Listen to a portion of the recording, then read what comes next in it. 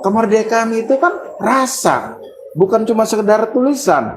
Kalau rasa kita masih dijajah, rasa kita masih terkekang dan sebagainya, itu rasa kita bukan merdeka. Seandainya, tingkat kesadaran itu sama seperti kita, terjadi pemberontakan. Sumber daya manusia itu termasuk Bung Karno dan sebagainya, sumber daya manusia kita dulu itu sangat luar biasa ininya. Itulah kecerdasan mereka, inilah yang menyebabkan Indonesia ada.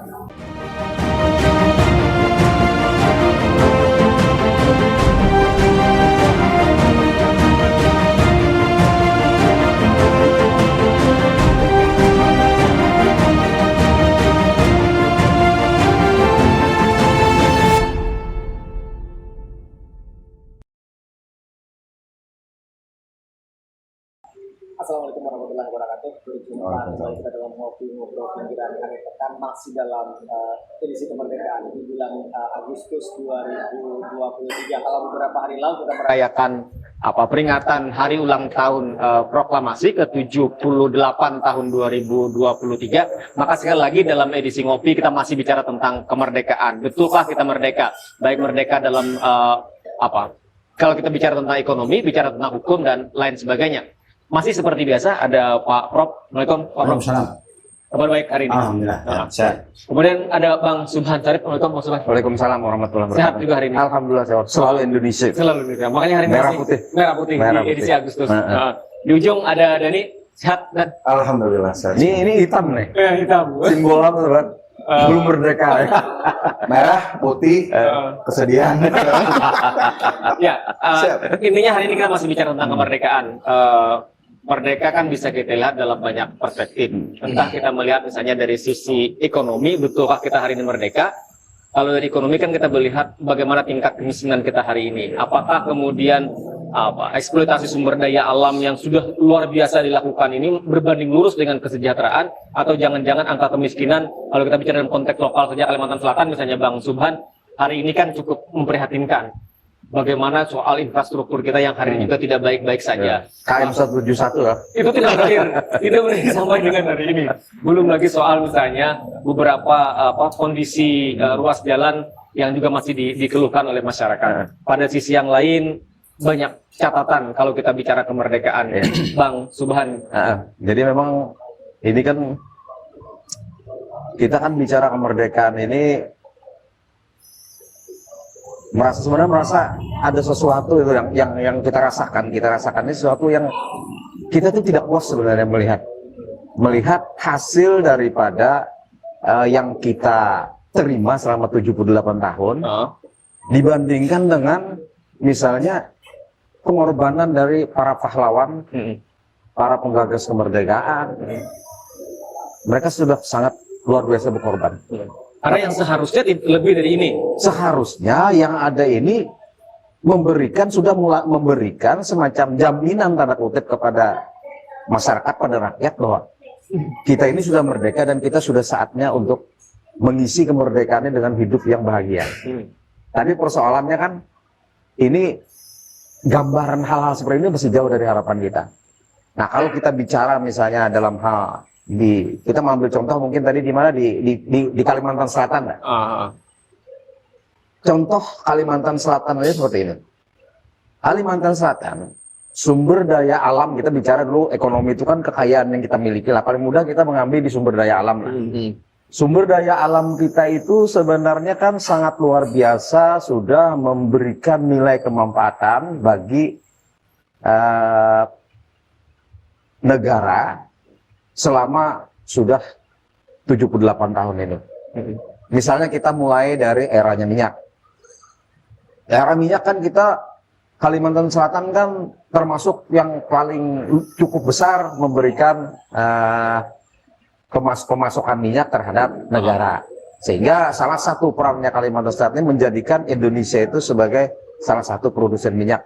Jadilah kita sebagai anggota OPEC kan pada saat itu. Nah tapi kan dalam proses pengolahannya mulai dulu itu kan kita selalu mengolah keluar. Kita hanya mengambil, kita hanya yang mentahnya dimasukin, dikirim ke Balikpapan, kemudian dikirimlah keluar untuk diproses, kemudian kembali lagi ke kita menjadi barang jadi yang kita konsumsi menjadi BBM, bahan bakar minyak dan sebagainya. Nah ini kan dari dulu sampai sekarang proses itu kan tetap seperti itu saja. Sepengetahuan saya sampai saat ini adalah kita yang mampu, pemerintah kita ini untuk mengolah bahan bakar mentah minyak itu menjadi yang sudah siap dipakai. Ada beberapa Swasta ya. beberapa lokasi kilang minyak yang siap dari mentah menjadi barang Nah jadi produksi jadi. itu kan sedemikiannya, padahal kita di Kalimantan belum ada. Padahal Kalimantan salah satu penghasil. Itu kita bicara persoalan tadi minyak. Kemudian kita bicara persoalan kayu. Kayu itu kan begitu banyak memberikan pemasukan bagi negara. Bahkan kan kalau kita melihat di sektor private sektornya di swasta, begitu banyak misalnya konglomerat seperti yang kita dulu sampaikan, yang sebenarnya alumnus dari mengelola hutan yang ada di Kalimantan Selatan, di Kalimantan dan Kalimantan Selatan. Banyak lah. Itu pengusaha-pengusaha kayu yang sampai sekarang mereka masih tetap menjadi konglomerat. Bahkan dengan modal dari hasil Kalimantan itu tadi, mereka bisa mengembangkan dirinya sehingga menjadi pengusaha yang 10 besar yang ada di Indonesia. Sampai akhirnya habis, selesai. Sampai akhirnya kayunya ini kan habis. Hutan itu habis. Kemudian masuk lagi ke eranya misalnya tambang. Tambang mungkin kira-kira 20-30 tahun yang akan datang, kita akan mengalami bagaimana kita krisis nanti di batu bara segala macam. Tapi yang jadi masalah kita itu adalah kita melihat misalnya dari segi kerusakan lingkungan. Bagaimana misalnya setiap tahun kita menerima kebakaran hutan, ini kan mulai nih. Kemudian kita setiap tahun pada saat musim hujan kan kita menerima kiriman banjir. Kemudian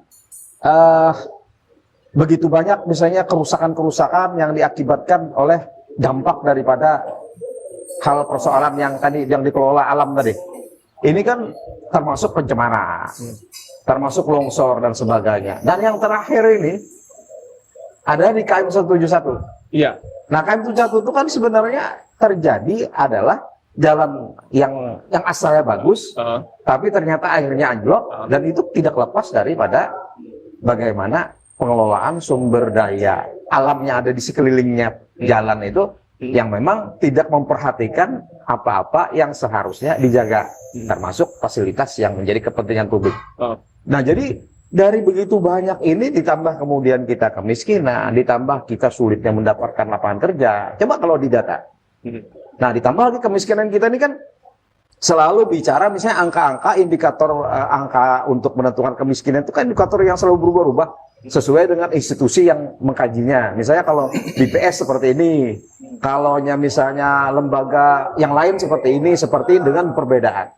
Nah coba kalau misalnya kita ambil garis tegas, kita kan misalnya paling mudah dah, kita ambil setiap orang yang upahnya dalam sebulan itu berada di bawah UMR, upah minimum regional itu kan upah minimum itu baru upah terendah. Iya. Nah kalau mereka berada di bawah UMR itu kita kategorikannya mereka yang tidak mampu. Misalnya sekarang kita tetapkan itu 3,2. Ya, 3,2. Nah kalau ada orang yang berpenghasilan misalnya di bawah daripada itu masih miskin. Sedangkan hitungan BPS itu kalau tidak salah sebulannya itu mereka penghasilan 500.000. Coba bayangin, tidak masuk akal. 500.000. Nah inilah gambaran bahwa 78 tahun merdeka. Tapi untuk mengangkat harkat dan martabat hidup rakyatnya sendiri itu kita tidak mampu. Kan sangat tidak manusiawi misalnya di tengah UMR yang misalnya nilainya 3 juta tadi, tapi kemudian menentukan garis kemiskinannya 500.000. Yang minimum aja misalnya mereka pas-pasan, apalagi kalau berada di bawah itu. Nah kalau kita ambil yang ini, berapa persen penduduk Indonesia yang miskin? Berapa persen misalnya orang Kalimantan Selatan yang harusnya mereka menikmati hasil kekayaan sumber daya alamnya, tapi ternyata mereka berada. Ya Bang, artinya kan kalau kita bicara merdeka dari sisi ekonomi, tadi kalau kita bicara sumber daya alam, distribusi kesejahteraan, distribusi manfaatnya kan tidak dirasakan oleh banyak masyarakat, tapi distribusi dampak negatifnya sangat dirasakan. Ya, soal jalan yang rusak. 171 itu kan sangat nyata terjadi, itu jalan negara yang dirusak bencana rutin. Ya, bencana rutin banjir. Banjir. Musim kemarau banjir, misalnya musim penghujan. Iya. Bahkan ada kabupaten tuh yang satu minggu tuh berkali-kali banjir. Ya, nah itulah sebenarnya yang membuat kita ini, menurut hemat saya, pandangan saya nih kan, bahwa sebenarnya kita itu belum merdeka. Ini Karena listrik, dari- Mbak, ini mati nih listrik ya? PLN ya? Atau jaklek? Nah, jadi kan secara prinsip sebenarnya kita ini kalau melihat tadi kan, kita ini secara prinsip mendasar sebenarnya masih belum merdeka. Karena kita terjajah oleh sesuatu kondisi, yang kondisi ini ujungnya menyengsarakan kepada rakyat, tidak memberikan keadilan, tidak jauh dari memberikan jaminan kesehatan dan kemakmuran kepada masyarakat. Padahal esensi merdeka itu adalah keadilan didapatkan, kesehatan dan kemakmuran itu menjadi keharusan yang dinikmati oleh rakyat. Oke, sekarang saya ke Pak Prof. Pak Prof, tadi kan melanjutkan, kita berkali-kali kalau kita bicara merdeka, salah satunya yang sering disinggung kan soal kita itu sejahtera. Secara ekonomi misalnya, angka kemiskinan bisa kita tekan. Tapi tadi kami yang sampaikan Bang Suban misalnya, distribusi manfaat ketika sumber daya alam itu dikelola, itu kan tidak banyak dirasakan oleh masyarakat. Hanya segelintir orang yang merasakan dampaknya. Mulai dari dulu misalnya era minyak, kata Bang Suban, kemudian berlanjut era kayu, sekarang tambang batu bara dan sawit. Kita tidak ingin ruas sejarah kelam kayu dan minyak itu berakhir, sama juga berakhirnya ketika sawit dan batu bara ini. Sementara pada sisi yang lain kemiskinan kita masih sangat cukup memprihatinkan. IPM kita, Indeks Pembangunan Manusia di Kalimantan Selatan, juga masih sangat mencemaskan, Pak Prof. Padahal ada banyak persoalan yang akan kita hadapi ke depan, termasuk soal kalau IKN itu pindah ke Kalimantan Timur, kalau sumber daya manusia kita tidak siap, kita tidak akan menjadi apa-apa. Betapa kita sangat risau soal itu, Pak Prof. Kita kaya sumber daya alam, tapi kita tidak menyiapkan sumber daya manusia yang cukup, Pak Prof. Ya. Jadi saya sebetulnya kembali lah ke pembicaraan yang minggu yang lalu itu, yang salah kelola itu. Nah, itu saya ingin mempertajam gini lah. Kita ini kan sejak merdeka artinya negara ini kita ibarat kapal mulai berlayar, ya kan? Ya. Ibarat kapal mulai berlayar. Tujuannya itu kan negara sejahtera. Jelas tujuannya kan sejahtera. Nah, pertanyaannya 78 nggak kita? 78 tahun sampai di mana sudah? Kita kan Untuk menuju titik sama tujuan. titik yang sejahtera tadi. Apakah masih dalam perjalanan? Nah, ataukah masih yang dicari masih jauh? Ada dua kemungkinan. Bisa juga dia karena masih di berandanya aja, di beranda anak pelabuhan. Ada dua kemungkinan. Jalan-jalan. Bisa salah arah. Nah, kapalnya salah. Salah tujuan. Salah tujuan. Apa namanya nih? Apa? Pemutar di Kompasnya tidak persis seperti ini ya Pak. Harusnya kita ke utara, ini kan negara kesejahteraan tadi kan. Ya. Nah harusnya menuju ke sana. Nah ini oleh Nahuda diputarnya ke kiri. Nah kemungkinan pertama. Kemungkinan kedua lamban. Jalannya lamban. Nah orang matian, tetap masih jalan. Nah menikmatinya kadang-kadang ya. Nah ini apa namanya? Ini masalah bangsa kita. Ada dua kemungkinan, lamban atau salah arah. Adalah kemungkinan yang berikut disalah arahkan. Itu ya salah arah. Salah arah. Nah, tidak mungkin kapal itu sampai kalau arahnya salah. Nah, jadi kalau kita lihat orang kan menata pemerintahan, menata cara disalahkan yang ini. Nah kembali lagi tadi yang menyetir ini Bisa tidak ada kemampuan, Kan bisa baca kompas. diserahkan gimana sampai Padahal kapal ini sangat penting untuk menuju ke arah yang tadi ke arah omongin. tadi. Nah ini konsep apa namanya kondisi bangsa kita. Jadi kondisi bangsa kita hari ini seperti ilustrasi tadi. Nah jadi ada persoalan kapalnya lah yang harus kita benahi. Ada SDM-nya tadi kan, SDM-nya. Nah kalau itu sudah selesai, yang lain-lain tuh sebetulnya tadi kan kita punya muda besar, Ya, sumber ya daya kan? alam. Ya. Muda alam yang mampu sebetulnya untuk membiayai perjalanan kita Ya. ke sana. Tapi kenapa kita Padahal buktinya program konglomerat berhasil mereka lah. kaya semua? Heeh. Kita negara Padahal kapal kecil loh itu. hutang, Hmm. utangnya tambah numpuk. Ya. Nah, memang salah kelola aja. Ini salah kelola. Salah kelola atau menyupir salah pulang lah. Aduh. Nah, itu masalahnya. Nah, Pian kalau bicara salah kelola di higa kita ini anumnya mau lola. Artinya kalau kemudian akhirnya salah kelola, ketika nanti alih generasi kepada generasi mereka misalnya, ini kan menjadi bahaya nih, ya kan? Ya bisa balik, bisa kan tergantung mereka kan. ya, jadi kan ada pendapat lah membangun anunya dulu manusianya. Nah, ternyata SDM kita lemah. Buktinya otak kita, bukan otak apa namanya tuh, cara pandang apa kita ini masih primitif. Kan primitif dengan modern itu kan bedanya gini. Primitif itu orang yang sangat tergantung dengan alam. Ya. Bahkan ketika mengambil sumber daya alam diserahkannya secara gelondongan. Ya. Jadi kayak maklaran aja tuh lah. Nah, tanpa diolah. Orang modern, nah tanpa sumber daya alam atau dengan sumber daya alam pun semua dihasilkan langsung jadi. Nah, kita hari ini apa namanya itu sikap lah atau pola kah atau apa atau ini bangsa kita ini bangsa primitif. Sehingga apa yang didapat dari alam langsung dijual. Nah, padahal kalau misalnya diolah, jangan-jangan ada proses pengolahan, nilainya jadi lebih tinggi. lebih tinggi, bahkan efisiensi. Artinya tidak cepat habis. Tadi kan masalahnya kan habis apa namanya sumber daya alam. Rakyat tidak merasakan apa-apa karena cara mengolah tadi primitif.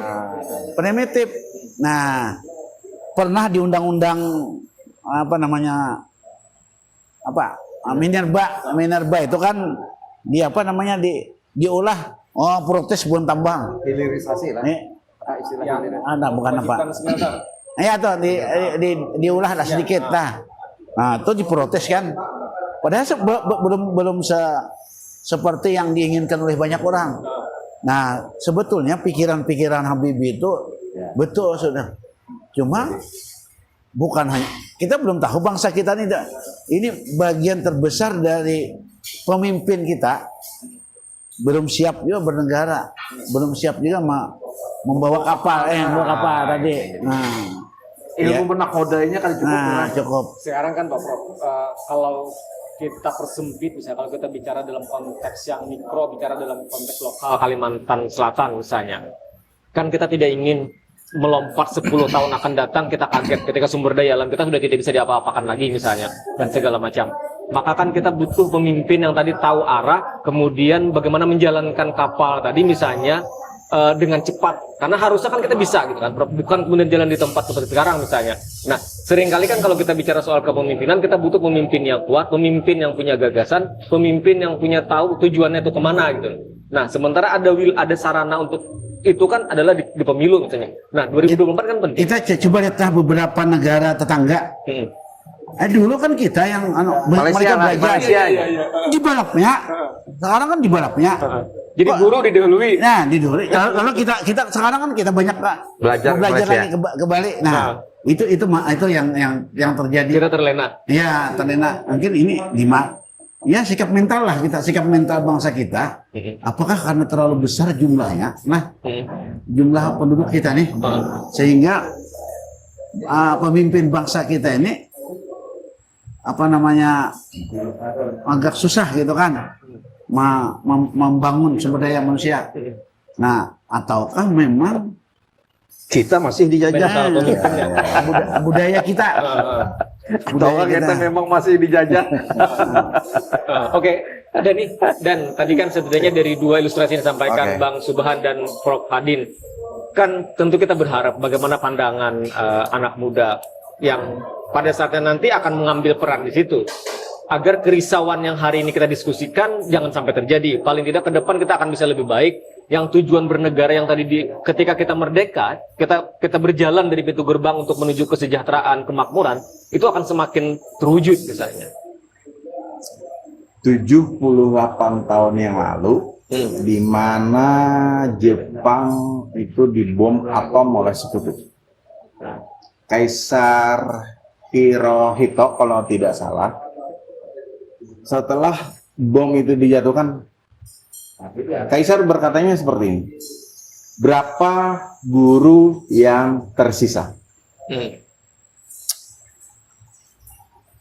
Jadi itu pelajaran bagi kita semua, bahwa Jepang yang awalnya diprediksi 50 tahun baru bisa bangkit dari kekalahan Perang Dunia Kedua itu, ternyata mengalami perubahan yang signifikannya di 20 tahun terakhir, dalam artian kurang dari 50 tahun yang diprediksi di awal. Itu ada kaitan pentingnya terhadap kata-kata Kaisar Hirohito tadi mengatakan berapa sisa guru yang tersisa. Mohon maaf Prof. Hadin, Bang Subahan, Bang Rasidi, Indonesia ini sangat lemah dalam hal sumber daya manusia, yang mana yang masih dianggap sepele. Pendidikan itu investasi loh, tidak bisa dinikmati 1-2 tahun, itu jangkanya panjang banget. Nah, apabila itu tidak diproyeksikan dari dulu, sewaktu kita merdeka, inilah hasilnya. Kalau tidak salah, Indonesia selama kemerdekaan itu lebih dari 10 kali ganti kurikulum. Kalau tidak salah. Bayangkan, kapal ini, kata Prof. Hadin tadi, punya yang namanya pilot, nahkoda, punya yang namanya ABK, punya yang namanya sistem support system yang harus bekerja sambil jalan, sambil bekerja. Nah, support system yang dibangun itu tidak bisa asal-asalan. Kurikulum berganti itu berarti sama saja mengubah arah dan haluan dari dalam itu sendiri gitu. Entah ini ada kaitannya dengan hilangnya GBHN kita atau tidaknya, itu sangat berpengaruh. Kita sebagai kalangan muda, serius, apa yang sedang kami alami inilah hasil dari penataan sistem pendidikan di 10-20 tahun yang sebelumnya.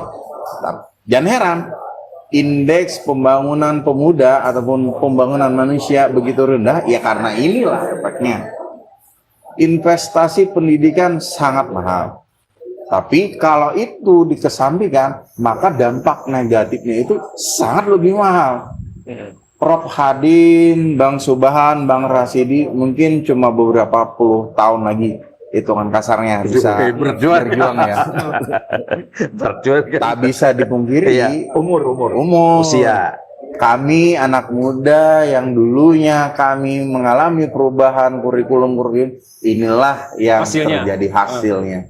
Bayangkan kalau dari saat ini tidak ada ketetapan yang lebih mapan dan ibarat kasarnya tuh pondasinya masih goyah, mungkin Indonesia nggak bisa dikatakan lagi merdeka. Kan merdeka itu fluktuasi. Kalau kita bicara masalah nada, dari 0 ke 1, ke 2, ke 3, mungkin bisa turun lagi ke 2, ke 1, bahkan -1, -2, -3.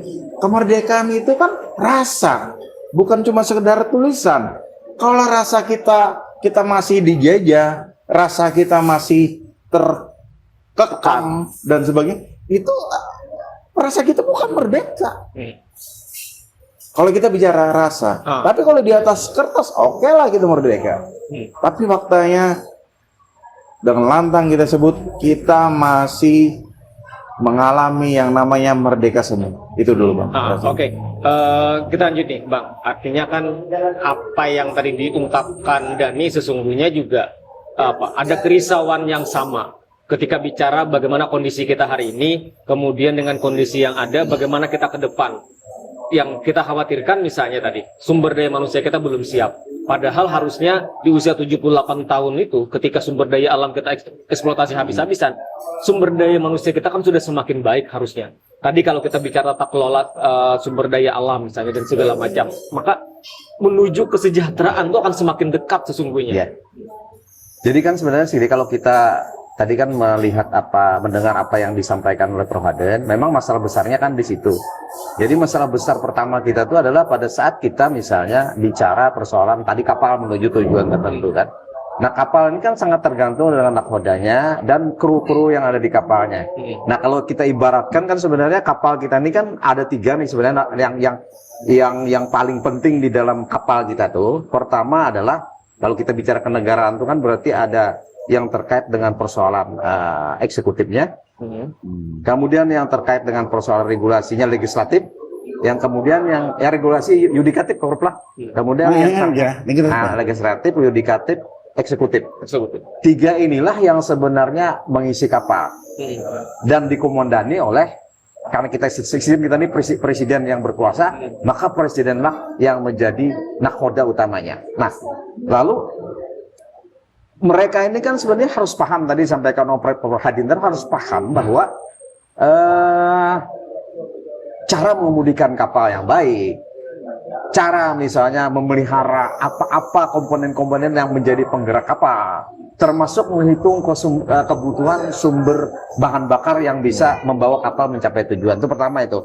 Yang kedua, mereka juga harus mengenal tujuan, harus tahu tujuan yang akan dituju ini kemana. Kompasnya ini sudah pas seperti itu. Jadi walaupun di tengah jalan penuh gelombang, penuh macam-macam persoalan, sepanjang mereka tuh memiliki 2 aspek ini tadi, maka itu akan bisa dilewati. Nah cuma kan kita ini kembali kan sebenarnya kalau kita misalnya bicara kemampuan sumber daya manusia kemampuan orang-orang kita dulu udah kurang loh. Misalnya pada saat 1908 pemuda itu berhasil membuat semacam gerakan yang akhirnya lahirlah Budi Utomo 1908. Budi Utomo itu kan diisi oleh orang-orang muda yang memikirkan mengenai masa depan Indonesia sebelum menjadi Indonesia. Masa depan mereka ini seperti apa? Jauh sebelum Indonesia lahir kan. Nah kemudian dari cikal bakal mereka ini muncullah organisasi-organisasi yang bertujuan sama. Muncullah organisasi keagamaan 2 yang kemarin kita diskusikan, NU Muhammadiyah.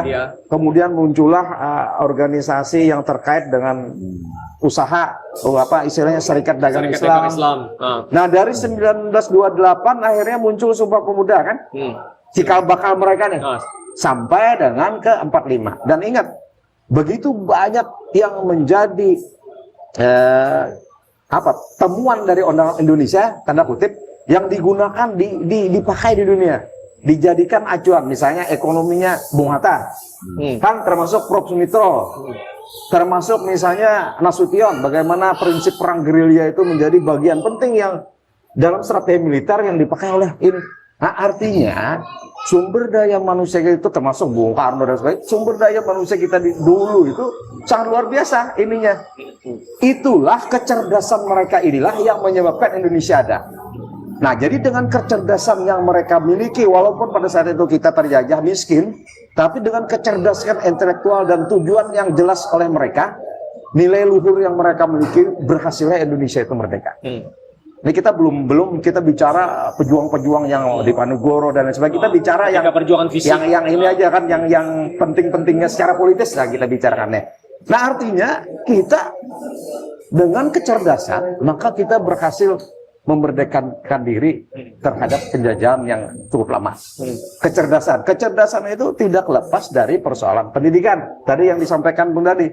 Nah kecerdasan pada saat itu mereka ini kan rata-rata kan paling banyak lahirnya itu yang tokoh-tokoh kita itu kan memang dari orang terpelajar, orang yang memang secara mungkin pikiran orang tuanya atau mungkin lingkungannya yang menyebabkan mereka itu menjadi orang-orang yang mendapat kesempatan untuk belajar dengan Belanda, dengan penjajah. Dari itulah kecerdasan berhasil sehingga mereka bisa memerdekakan Indonesia. Sekarang Kalau kita misalnya melihat tadi dibicarakan Prof. Hadid, bagaimana kita masih primitif dan tanda kutip mengolah sumber daya, itu kan artinya kita belum cerdas. Nah, bayangkan 78 kita merdeka, tapi kecerdasan intelektual, kecerdasan kita mengelola masih menjadi sebuah persoalan yang dulunya sebenarnya mereka-mereka yang punya kecerdasan kan yang bisa menghasilkan kemerdekaan. Nah, artinya saat ini kita menjadi tanda tanya besar. Jangan-jangan nih kan kebodohan atau misalnya kesalahan kita ini memang dibuat sengaja oleh orang-orang yang tertentu yang ingin, bahasa kasarnya itu kan sebenarnya saya berkeyakinan penjajahan di atas dunia ini merupakan musuh besar setiap bangsa. Bahkan di dunia ini kan salah satu yang di pembukaan kita itu kan kemerdekaan itu hak segenap bangsa dan sebagainya. Nah, kita sebenarnya khawatir sebenarnya jangan-jangan kita ini punya skenario tertentu oleh orang-orang tertentu, mungkin itu anteknya mantan-mantan penjajah yang memang menginginkan bahwa kita ini tidak pernah bisa merdeka. Lalu caranya seperti apa? Buatlah bodoh terus, buatlah miskin terus.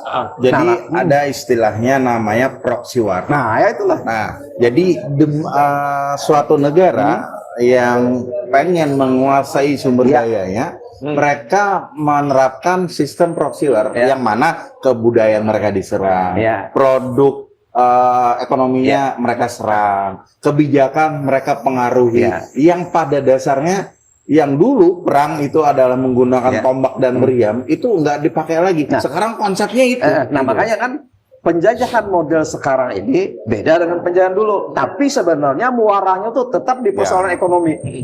Karena kan yang diincar penjajah itu sebenarnya kan hanya persoalan yang terkait dengan persoalan ekonomi. Dan memperluas daerah teritorial mereka, karena dengan teritorial yang mereka kuasai, maka secara menerus. Tapi ada yang lebih parah.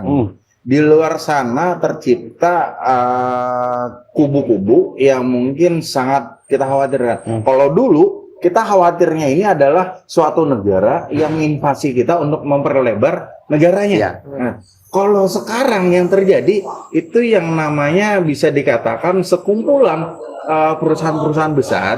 Mereka tidak mengenal lagi yang namanya negara, yang paling tidak mengenal ekonomi. republik ibaratnya negara kesatuan. Mereka tidak mengenal itu. Yang penting perusahaan mereka, ekonomi mereka berkembang. Dunia. Itulah yang terjadi. Nah, makanya Bang Rasidi dan kita semua ini sebenarnya tanggung jawab ini ada di tangan yang mengendalikan republik nih. Yang saat ini misalnya kebetulan dipercaya untuk menjalankan kapal.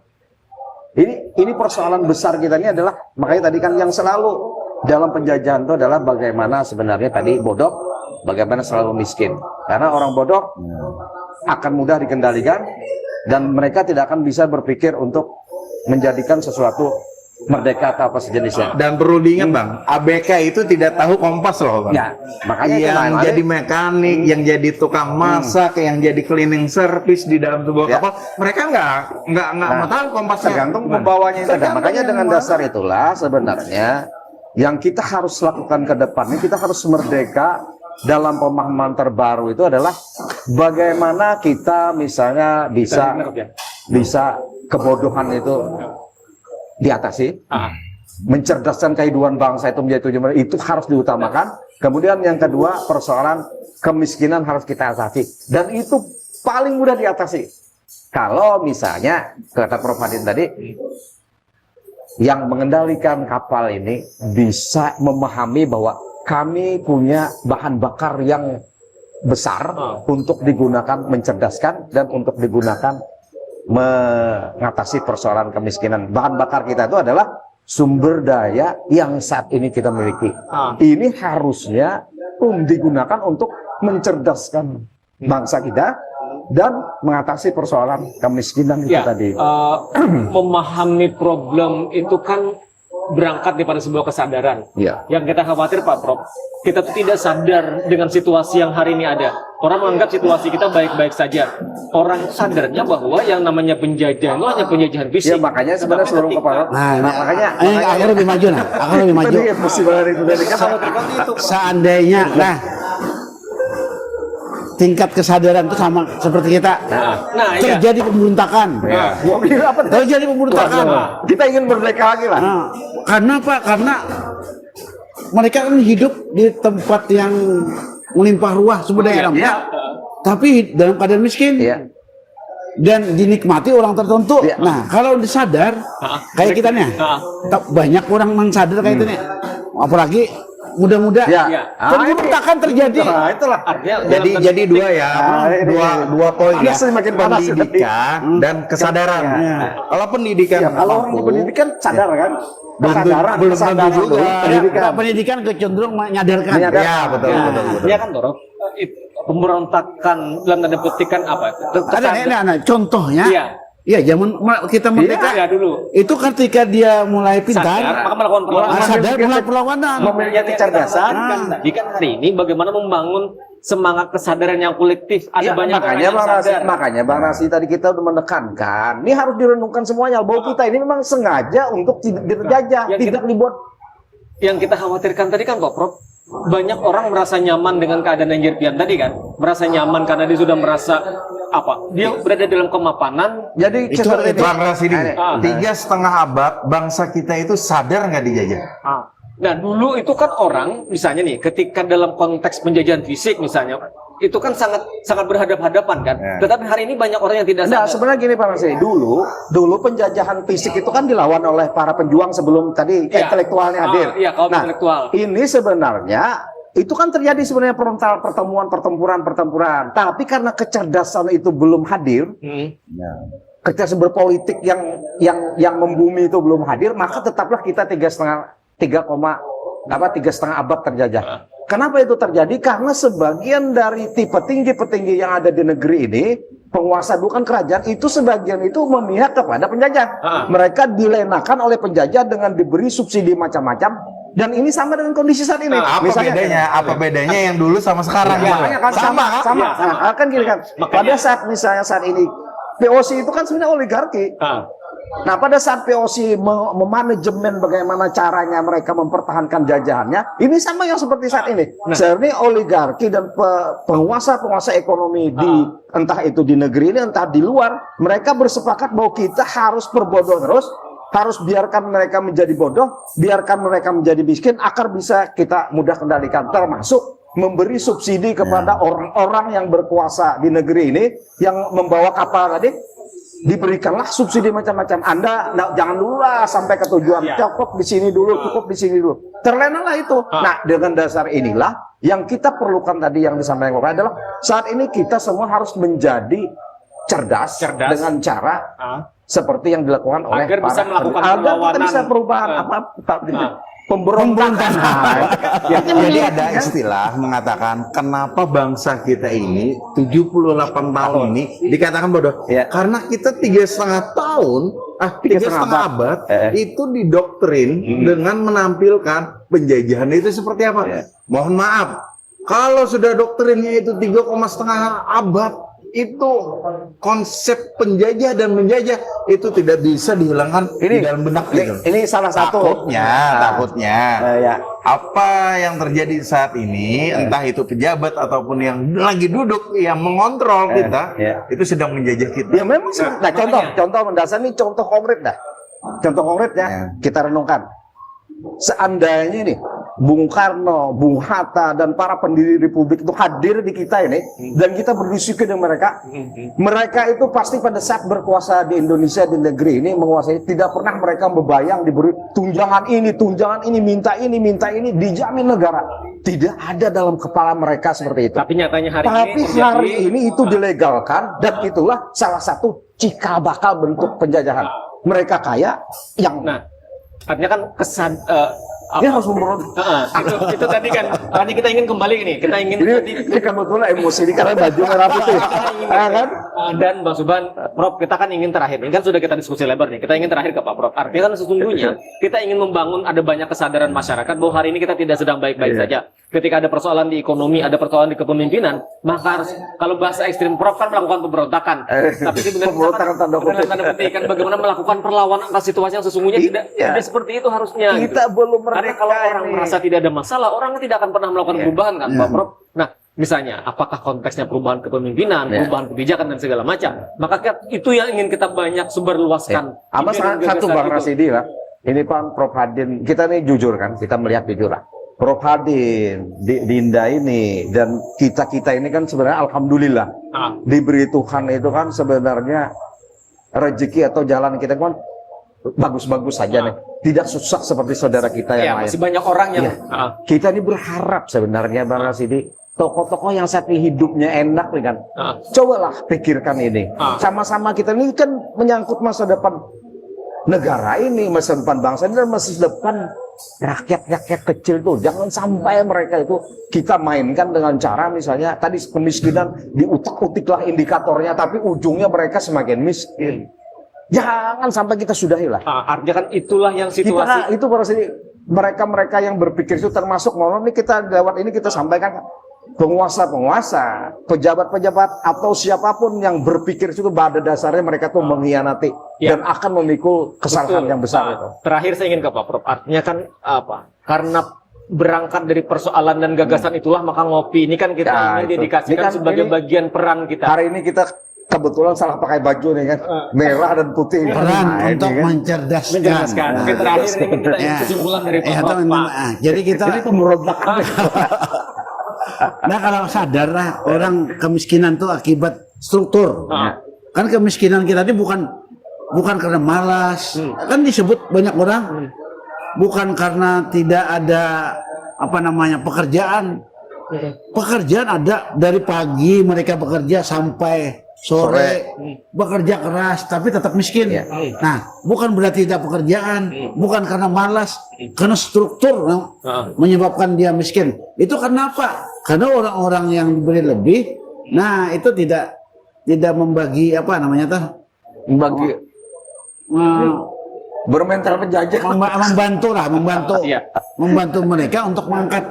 Jadi miskin. Nah ini ada tulisan miskin bangsa kita ini sama orang di pinggir pantai itu di pinggir laut, bukan pinggir pantai, pinggir laut yang namanya ini sudah sampai di sini. Airnya Air laut ya. Nah, Ya. mereka tidak bisa apa namanya bisa menyelamatkan sendiri, tidak bisa menyelamatkan sendiri orang miskin tadi. Yang bisa menyelamatkan adalah orang yang di darat.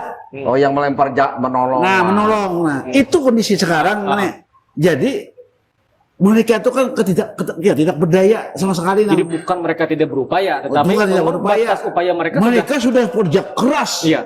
Dari pagi bahkan ada sampai malam. Iya. Tapi tidak pernah merubah nasibnya. Karena apa? Nah, karena ada sekelompok orang. Nah, yang di darat tadi, nah itu menambah semakin naiknya air pasang. Akhirnya tenggelam mati Jadi, mereka. Pak Rasidi, tadi malam tuh saya kan mampir makan nasi goreng di salah satu inilah. Ada anak kecil umurnya sekitar 8 tahun. Berdagang kan. Nah kita ini karena biasa ngobrol kan, kita sampailah yang bersangkutan yang anak nih, kita tanyakan kan. Berdagang nih mulai kapan? Jadi habis balik pulang sekolah berdagang sampai malam, sampai habis isya di salah satu depan rumah makan, nasi di depan orang jual nasi lah. Ditanyakan ke orang tuanya seperti apa, orang tuanya tuh kerja, mamanya kerja, orang tuanya kerja, dan kerjanya bapaknya itu kerjanya bukan di sini, di dalam daerah tertentu yang dibayar harian. Nah bayangkan terpisah dengan keluarga, si anak ini karena untuk membantu ibunya berdagang kerupuk-kerupuk segala macam. Coba bayangkan, usia 8 tahun baru kelas 1 SD sekolah. Mulai habis pulang sekolah, siang sampai dengan malam habis isya itu baru pulang. Neneknya juga orang yang kurang ini. Nah bayangkan itu ada di daerah Yang banyak sumber daya alamnya. Dan kita pikir bukan hanya itu. Ini fakta nih. Ada kita rekam. Kadang memberontak lah orang sadar. Nah, kita kan makanya kita pakai merah putih hari ini ya. Maka kesadaran itu yang kita bangun. Iya, kita nih merah putih ini simbol sebenarnya. Oke. Baik. Makanya kita kalau Prof Hadin komandan kita bilang Terakhir ya Bang Rasidi. Iya. Di tahun 2030 kita Indonesia ini mencapai yang namanya puncak dari bonus demografi, Iya. yang mana 60% usia produktif aktivitasnya Kita itu mafia menguasai. Hmm.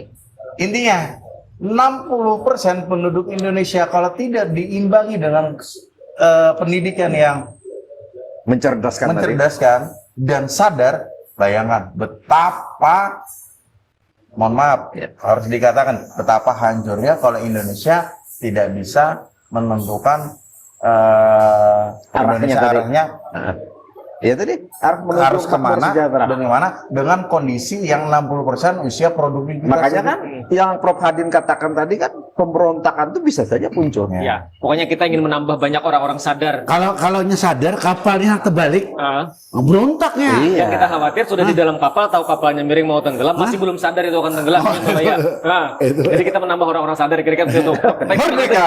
Masih Pak. Demikian sudah kebersamaan kita dalam ngopi kali ini, masih dalam nuansa kemerdekaan. Ada banyak hal tentang Judulnya pemberontakan. pemberontakan dalam konteks bagaimana kita membangun kesadaran bahwa hari ini kita tidak sedang baik-baik saja. Terima kasih dan assalamualaikum warahmatullahi wabarakatuh. Waalaikumsalam.